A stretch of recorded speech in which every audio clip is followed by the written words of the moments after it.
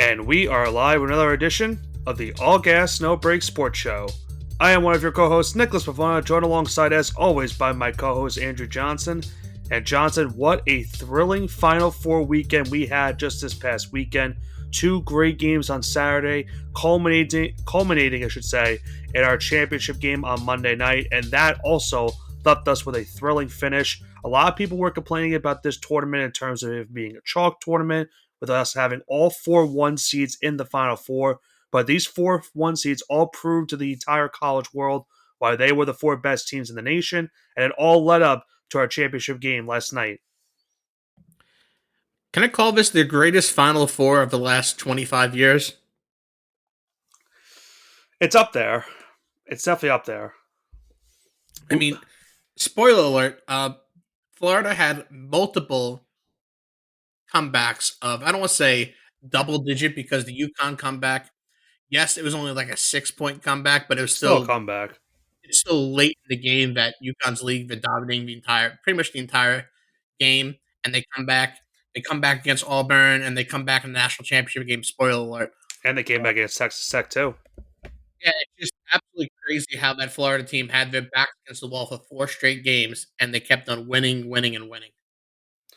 Well, if you've been living under a rock and you didn't know what happened last time Monday night, unfortunately, Johnson already spoiled who the championship winner was, but I'm sure by now everyone knows what happened last night. It was one of the more better games we've had on Championship Monday we've had in recent memory.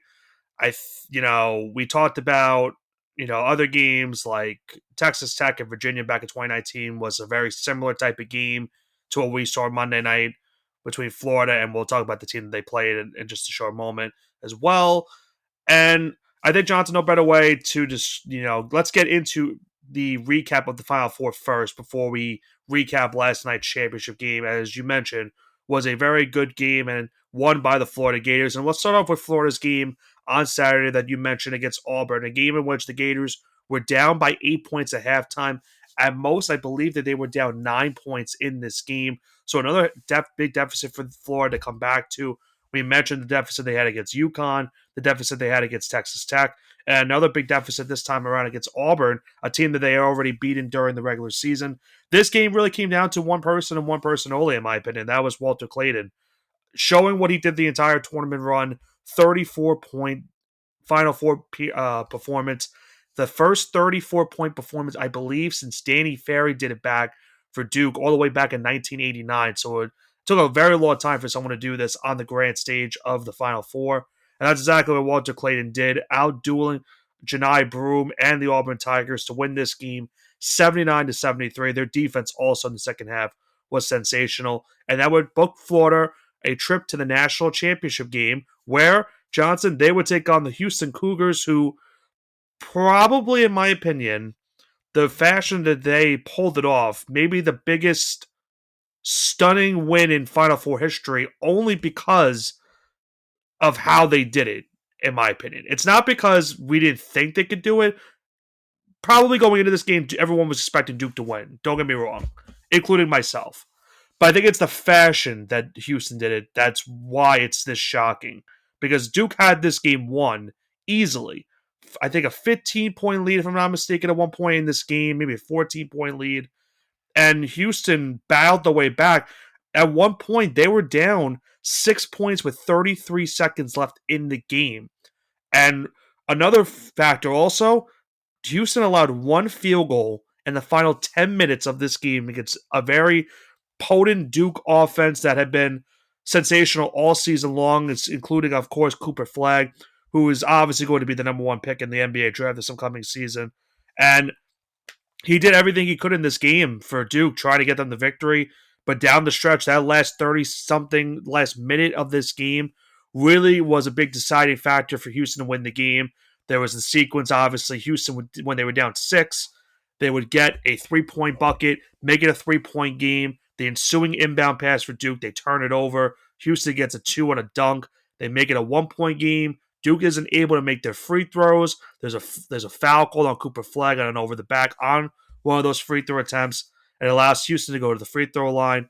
Flagg had a chance to win the game, but misses it, and Houston pulls off the win, and they would go on a championship Monday to take on Florida.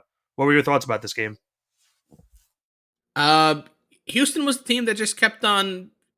It was like the little engine that could. They remind me a lot of St. John's because they get down in these deficits early and they would lock in with their defense and they would have their defense carry them to victory. Like they had many games this tournament where they had long stretches of not making a basket, but they clamped down defense and they got to the free throw line. They got a layup. They got a fast break attempt. And before you know it, they were winning the game. So it was just a classic Houston Cougars game. And I said this a million times.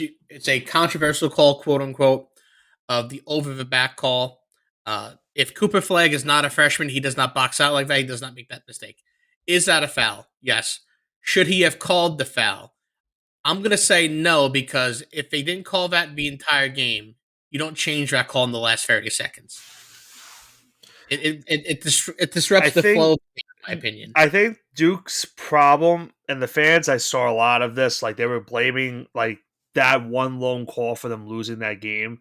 If you make another field goal or two down, like one field goal in the last 10 minutes, that's inexcusable. And the fact that you couldn't make your free throws down the stretch either. That's what cost you this game. That's exactly why you lost. And Tyrese Proctor having one of the more boneheaded decisions, in my opinion, where he goes up to the half court, and you know he's a 60% free throw shooter on the season, and he doesn't pass the ball to a guy like Cooper Flag or someone like or Knipple, and he has to go to the free throw line. He misses both free throws, and Houston, that's where the over the back call got called on. So a lot of bad decision making for Duke down the stretch of this game. And it was kind of a common trend of this tournament, or I should say the Final Four, Johnson, because we saw a come from behind victory from Florida. We saw a come from behind victory from Houston. And the way that those two games went, it will lead to another come from behind victory, this time in the championship game on Monday. Any final thoughts on that game before we break down that championship game that happened last night in San Antonio? I really have no thoughts. I think we can go straight into the national championship here. All right, let's go into the national championship game that happened last night in San Antonio at the Alamo Dome. A great game between Florida and Houston, the SEC champion taking on the Big 12 champion in the national championship game. And let's face facts, it was a 3-point lead for Houston at halftime, Johnson, but Houston pretty much was dominating this game from back and forth. Walter Clayton was struggling to shoot in the first half. It was really, realistically, if not for Will Richard in that first half for Florida, they probably lose this game because I think he had 14 of their 28 points in that first half alone, it seemed like. And the second half, Houston started to pull away a little bit. They eventually got up to a 12-point lead in this game. But you mentioned it, Florida's resiliency this entire tournament was a common trend for him, and it showed in this game again. Down 12, they were able to get back into this game, chip away in this one. Walter Clayton in the final 8 minutes finally started to get something going. All 11 of his points came in the final 8 minutes of this game. And the Florida's defense, again, was sensational down the stretch because if anyone's going to play Houston basketball against Houston basketball, it's going to be Florida. They played the exact way that they needed to do against Houston in this game, the second half especially. Considering the fact that if you look at this stat, Johnson, Houston had 15 points in the final 2 minutes against Duke. In the final 2 minutes against Florida, they did not score a single point, and that included 4 straight turnovers to end the game. Houston did not get a single shot in the final 1 minute and 20 seconds of that game.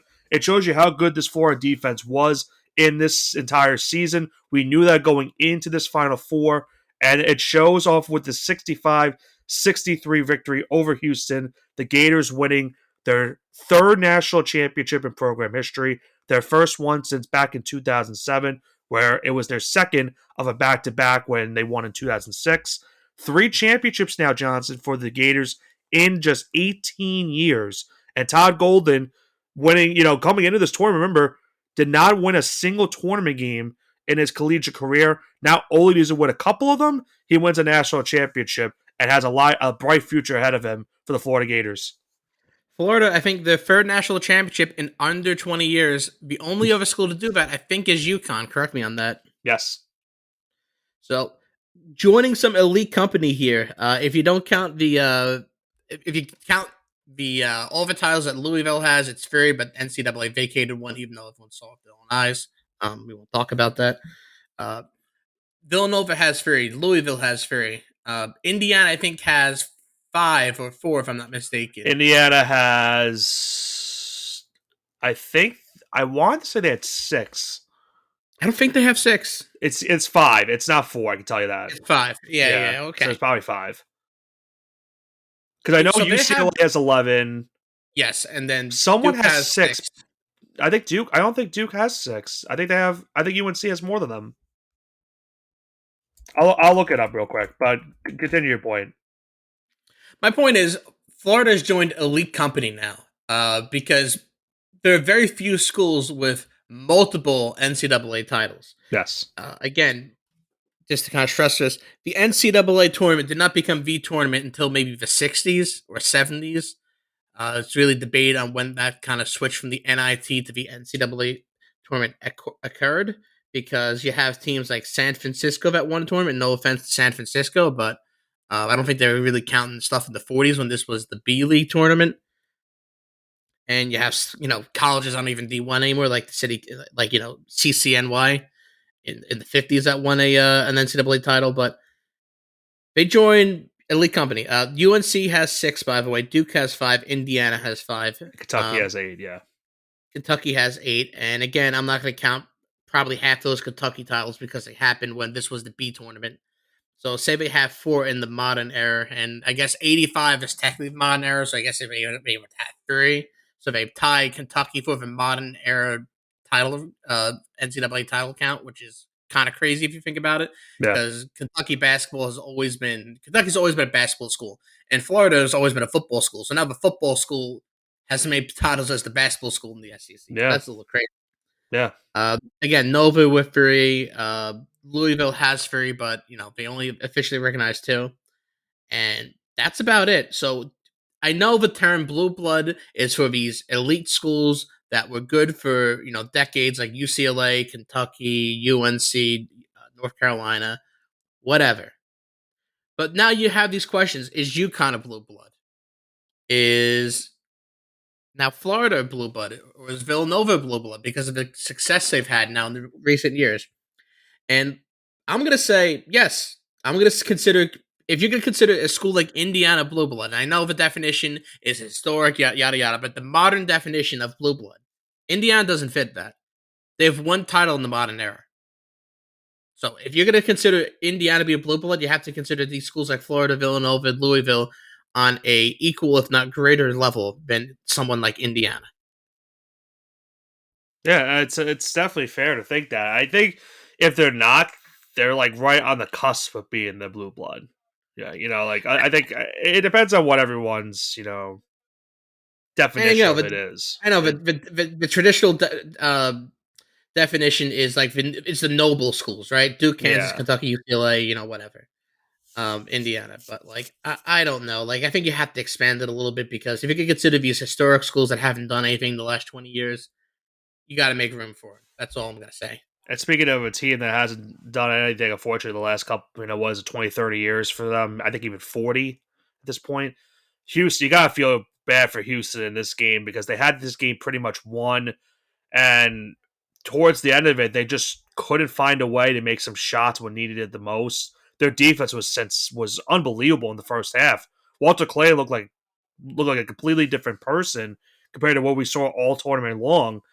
And they just saw, I don't know what happened to them down the stretch of this game. And this was their second national championship appearance, their first one since 1984, and they unfortunately just couldn't get it done. They fall just short, probably the best chance they've ever had at winning a national championship by far. And I would say 84. I mean, 84 hit with Hakeem is tough because you have Patrick Ewing, you have Michael Jordan lurking around there, so like it is what it is. But yeah, right, continue. I just think it's the way that they lost this game because you're up Yes, 12. absolutely.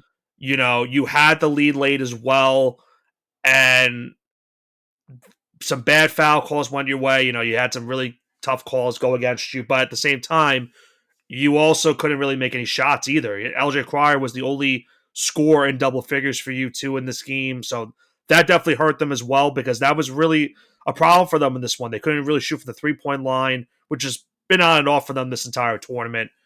But yeah, you feel for Calvin Sampson in this entire university because they've been you talk about Florida being a football school. This is a basketball school, Houston. They are a basketball school. They're not great in football. This is what they have to rely on, and they were right there from getting that first national championship, and And it just I didn't come feel to for be. Houston a little bit because Houston is kind of similar to St. John's in the sense of, and this is where the comparison is. They were a dominant program in, let's say, the 60s, the 70s, the 80s, uh, maybe a little bit into the early 90s, and then they went dormant for 30 years. They went absolutely dormant for 30 years. Uh, and now all of a sudden they're making the Sweet 16 again, Elite Eight, Final Fours. They almost won a They national felt like the team of championship. destiny this year, the way they were winning games. Yeah, but it feels like Houston St. John's. If you said, "Oh yeah, Houston basketball and St. John's basketball are about the same program," 15 years ago, almost everyone would agree to you because they're both historic programs that had some great players in the 80s, and they've fallen on some tough times. Now it's kind of like if St. John's could be where Houston is in 6 or 7 years, that's gonna be I'd be pretty satisfied with that. But yeah, I have to give up to Calvin Sampson because this was a dead program when he came here. Yeah, Nobody was going to the tournament on a regular basis. You had pretty much one appearance between 1992 and 2014 by the time Calvin Sampson got here, and that was in 2010. And it took him another 4 years to make the tournament. all right. But after that, it was just regular appearances, and the Sweet 16s and the Elite Eights. They start pouring in, and now you have to realize he's almost 70, and how much more does he have left in him? His It son's seems like it seems like he's navigating the NIL era yeah. really well. Like he's doing well, Izzo's doing well, Patino's doing well, but it's taken a lot of coaches in the game already, and you have to Yeah, wonder how and much longer he wants to do this. and we know his son's gonna be the predecessor. Like he's the next man in line for the job. He's on his staff, so they have a succession plan, as they usually call is the terminology for it. Yes, sir. So they have a plan in place. But yeah, I mean, like I said, this is probably the best chance that they are ever going to have, and who knows? Maybe they get back there next season, but it's just the way that they've been losing these last couple of years, which is why it stings because you pile on all the losses they had before this game, and then now you add this, and it just makes it even worse for them. And that's how this tournament was, Johnson, because I saw this stat on Twitter a couple of days ago, or I should say last night after the game was over. This is for the first time since the '92 tournament, the team league at halftime of every single Final Four game lost the game outright. Not even going into overtime. They just completely lost outright in regulation. So it goes to show you how good this Final Four was, and I get it. Everyone was complaining about this tournament going into it. It was the first time since 2008 where we had all 4 1 seeds make the Final Four. But Johnson, if you remember how that season ended, we had a thrilling national championship game between Kansas and Memphis where Mario Chalmers hit that game-tying shot to send the game into overtime. Kansas goes on to win the national championship. This was another good championship game we had between these two teams. They delivered on all fronts. Yeah, this was the ultimate college game, and I think as a fan, you can't really ask for more. So I have one more stat for you, and I want you to keep a note of the stat for next season. You might be aware of the stat. I'm not sure if you are, or if our listeners are aware of the stat. So, did you know, Johnson, that ever since 2004, every national champion has been ranked in the top 12 of the Week 6 AP poll? yes, Houston was a few seconds away from breaking that streak. They were 15th in the Week 6 AP poll, but they lost. So that streak stays alive for another season. That's now 21 years in a row that this streak has been going on. So if you are a listener at home, look at the Week 6 AP poll for next season and look at your top 12 teams then. That could maybe be the deciding point for you to maybe pick who your national champion is going to be for the upcoming season next year. so this is my stat to you too, and it's going to affect all future recruiting too. This is the first time since 1989 where a freshman didn't log a single minute in the championship game. Yes. So, Yeah. and this is where the logic comes from because of the NIL era and because of the free transfer era, where you could just go to a school, not sit out a year. The freshmen that were brought in were usually, and this is for the better teams, right? To fill in the gaps, right? Because you know you're not going to get everything, right? Let's take a look at, let's say, Kadari Richmond, right? Like, let's say Kadari Richmond on St. John's. He's this guy. He plays defense. You know, he's 6'6". He averages 5.5 boards a game, 5.5 assists, 12 points. He's kind of everywhere. He's an elite defender. You cannot replace that, right? So Right. as a head coach, you have to go try to get the top freshman, right? So let's say Rick Pitino, if this was 10 years ago, he managed to sign the top guard in the in the country, right? Right. Maybe he replaces him a little bit. Or traditionally, oh yeah, maybe he's already thinking about replacing Gary Richmond, so he got someone to transfer out and sit for him for a year. That doesn't happen anymore. Now you look at the end of the year, you look at who's leaving. It's like, all right, well, I want him, him, and him, and him. I'll give you $2 million. I'll give you $1.5 million. Come play with me. I'll bring your buddy along. We'll get you NIL deals, yada yada yada. And that's how business is done now. And that's why the freshman recruiting, it's not that prevalent anymore. Yeah, you're still gonna have star freshmen like Cooper Flag that can carry a team late in the March, but I don't think there's gonna be a vet freshman that can win it all anymore because these teams are gonna be constructed to be as good as possible. And Right. it's not going to be it's not going to be at the fall of the freshman because if you're an 18-year-old freshman like Cooper Flag, you're a true freshman. If you're playing against a 24-year-old grown man, I mean, it's just a biological difference at that point. There's nothing you can do. Well, think about also the how Florida won this championship game, Johnson. And what's really wild about their team, if you go back to the all these players' high school rankings going when they were committing to college, not one of them was a top 100 prospect coming into college. They all had to, go other places. We know obviously Walter Clayton was at Iona and learned under Patino, and then leaves to go to Florida. And we saw how he developed the last couple of seasons. But it wasn't only him; it was the entirety of this entire roster. And it shows you that not all the time you need to, have. Obviously, you would love to have that top tier high school talent, but at the same time, you just want to have some guys that have been well groomed these last couple of seasons at other different, universities. Because with the transfer portal and the NIL, you have an opportunity to poach some of these players away from different schools. So it really comes down to how much do you value players that have already been playing the last 1 or 2, maybe 3 years, or young freshmen that may get you over the hump, but at the same time, it might not be enough because let's face facts, that's what Duke's going to do again this season. They lost Cooper Flag, where they have coming into this next upcoming season. Cameron and Caden Boozer both coming to the university, and that's also including another 5-star prospect on their roster on that incoming freshman class. So Duke having to do that because let's face facts, they're losing pretty much their entirety of their roster, but they're still going to be in the transfer portal regardless as well. And I think the only thing we have to cover now, Nick, is the way too early top 25 or way too early title contenders for next year. And I know Yeah. you got some odds, so lay it on us. So these are all, I believe, via. I want to say this is FanDuel. This is FanDuel. So Duke has the best odds to win the national championship next year, plus 1,000. So they're trusting the Boozer brothers to get it done. They're followed by Houston, followed by UConn, BYU at 4, Purdue 5, Arkansas 6. I shouldn't say really 6. This is all pretty much tied 6. Tied for 6, you have Arkansas, Kentucky, and Kansas. Then you have Texas Tech and Louisville at the same odds, and then Florida, Auburn, Alabama, Michigan, and St. John's all the same odds at plus 2,500. Yeah, that puts them like the top 15 for the Johnnies. And Yes. I guess some more notable things on there if you want to just, burn money. Indiana plus 5,000, just burn some money. I honestly think BYU are plus 1,600. They are way overrated. We know freshmen cannot win in March or April, I should Yeah, they're say. trusting. What's his name? AJ. AJ.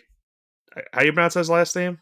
I don't know, but I know he's the number one recruit, and I know Yeah. he got a Brinks truck full of money to go there, and I don't think they're gonna be able to pay anyone else. Rumor is that the Baylor guard that just entered the portal is going to join him, so that's gonna be really interesting. Yep. And there's Again, still this a is lot to go in the all portal as well. The portal is yeah. still very, very active right now. So if you get someone like Rob Wright, which is the Baylor guy I was alluding to go pair up with AJ, you have a really good backcourt there. because Rob Wright, again, he's going to be a junior. He has 2 full seasons under his belt. He lit up St. John's when we played him in the Bahamas. Like he just absolutely destroyed us. But he could shoot, he could pass the ball, and he could be a leader for that BYU squad. So that'll be interesting. And out of all these other teams, I mean, St. John's is missing a lot right now.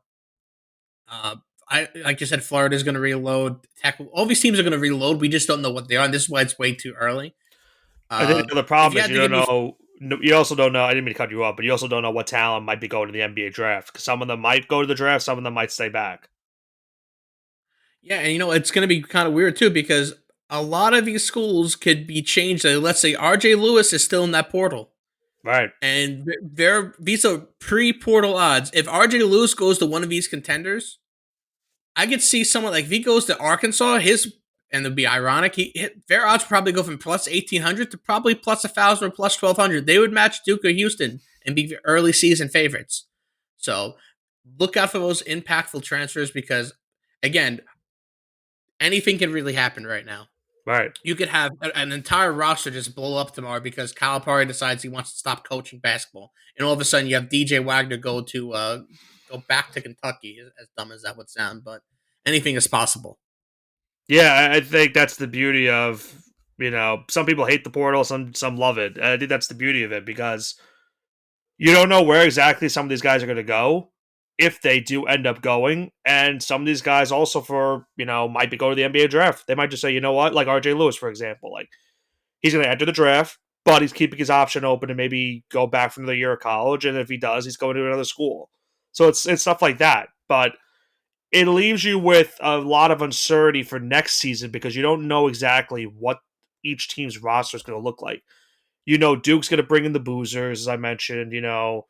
For us in St. John's, we bring in back Ejiofor. We bring in Hopkins as well.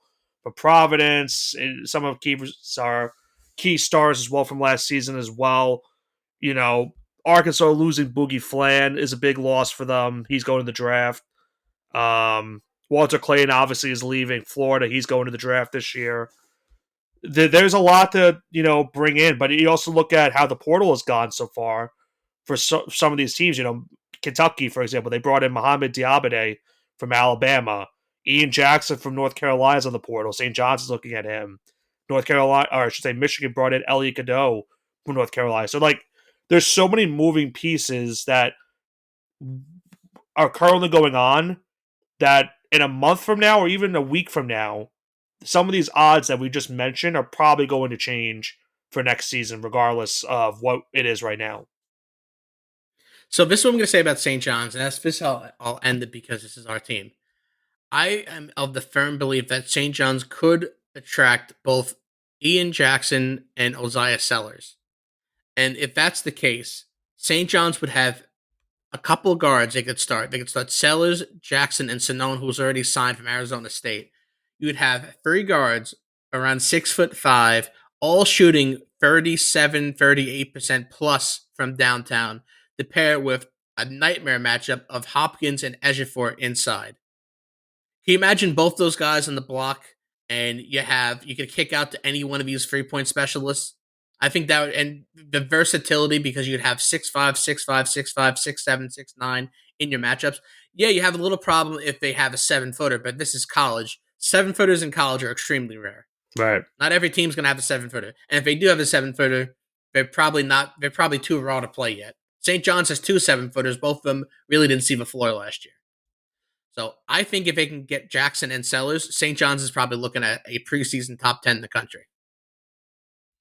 Yeah, I think they get both of them. I think for us as fans of the team, it definitely has high expectations for next season. And considering that they won 31 games this previous year, it definitely will be tough to top that. But I don't think they top 31 games, but I think they actually could win 30 games and maybe make the Sweet 16 or Elite 8. That's what I think could happen. I think they win less games but make it further in the tournament and they don't win the Big East championship. That's what I think is the most likely outcome I for think that's next what year. you can only hope for. You want a further tournament experience than we had this previous year, but still a fun year regardless of what unfortunately happened in the NCAA tournament. But Yeah, Jonathan, that's going to do it for us this college basketball season. We have our national champion in Florida. We'll see if they can do it once again next year. And for the second time in program history, go back to back.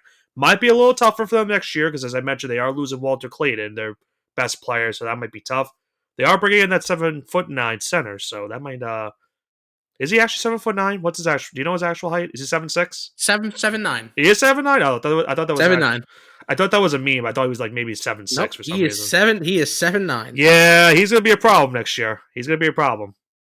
How tall was Taco Fall when he was playing? Was he 7'6". 7'6"? 7'6" or 7'5". He's the It's tallest. crazy to think that he's taller than Taco Fall. He's taller than Zach Edey. He's taller than everyone you could think of. He's one Yeah, of the tallest. He's even taller than Manute Bol.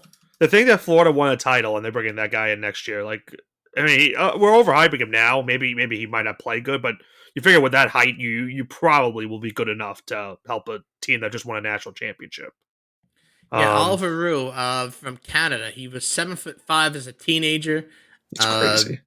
yeah, it's gonna be crazy. He's French Canadian to be You specific. have you have a pick for next year. I know it's probably way too early to say that, but any team catch your eye early? To win it all, You don't it's have to. way too early. Yeah, it's way, way My too. way too early pick. Give me someone reliable. Give me Louisville. I like that Give pick. me, There's a lot give of me hype for Pat Louisville. Kelsey. Give me Pat Kelsey. I think he can get it done. They've already brought in a couple of big transfers as well, so they are very projected high. If I had to pick, I'd probably go. Give me Purdue. I feel like they're another team that's like really looking good in the portal right now, and they're bringing back guys like Braden Smith next year, most likely. So we'll see. I think it comes down to Braden Smith comes back. I think Purdue's going to be in a very good spot. Yeah, I Probably think he will. probably back to one seed territory for me if he returns. I don't see why he wouldn't. Yeah, but Pat Kelsey had a masterclass in the portal so far. Yes. Uh, and getting Ryan Conwell is just going to be crazy. Yep. Plus, he's got the number 8 ranked prospect in the top 100 for ESPN, Mikael Brown Jr. So he's done a sensational job. And look what Louisville just did this past season. I know they lost in the first round, but they also got a bad rap. You know, they got a very bad matchup in that first round. I think we all said that once the tournament It bracket was a was home game for released. them, but we knew Creighton was better than Yeah, advertised. yeah. But we'll see. Like I said, it's very early to make picks for national championship teams for next season, but might as well get them out of the way now because once we get back to the swing of things in the fall, we'll be back covering college basketball for the 2025-2026 season. And unfortunately, Johnson, this is the sad part of the show where the tournament has come to an end, so now we have to wait a couple months now until we talk about college basketball. Next time, realistically, we talk about college basketball will be the NBA draft and breaking down somewhere some of the top prospects will go in this year's NBA draft. So it's definitely a sad time. But any final thoughts before we wrap this one up? Go Johnnies. I couldn't have said it any better myself. For us here on the All Gas No Break Sports Show, Johnson, we do have our next 2 weeks scheduled here. With college basketball season coming to an end, the Florida Gators are the national champions. We here on the All Gas No Break Sports Show have a very nice and exciting 2 weeks coming up on the show. Next week, Johnson and I will be breaking down the upcoming WrestleMania 41 show that will be taking place at Allegiant Stadium. And then the following week, it's time, ladies and gentlemen. The All Gas No Break Sports Show annual mock draft show will be upon us. Johnson and I will be making picks for the 32 teams in this year's NFL draft and deciding where some of the top collegiate prospects will go in this year's NFL season. This has been Nicholas Pavona Joe alongside by my co-host Andrew Johnson for the All Gas No Break Sports Show. Have a great rest of your week and congratulations to the Florida Gators.